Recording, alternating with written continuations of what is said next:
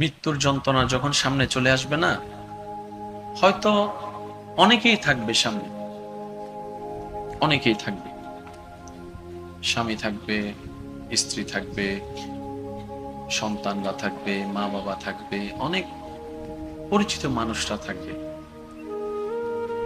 এই এতগুলা মানুষের সামনেই আজরাইল কিন্তু আমাদের রুটা নিয়ে যাবে, সবাই তাকিয়ে থাকা ছাড়া আর কিছুই করতে পারবে না। আমাদের মন, আমাদের আত্মা, আমাদের হৃদয় চিৎকার দিয়ে বলবে, মা কিছু একটা করো না, ওমা আমি না তোমার কলিজার টুকরা, আমার নিঃশ্বাস নিতে কষ্ট হচ্ছে মা, আমার কেমন জানি দম বন্ধ হয়ে আসছে, আমার কেমন জানি নিঃশ্বাস বন্ধ হয়ে আসছে, মা গো আমার কেমন জানি চোখটা বন্ধ বন্ধ হয়ে আসছে।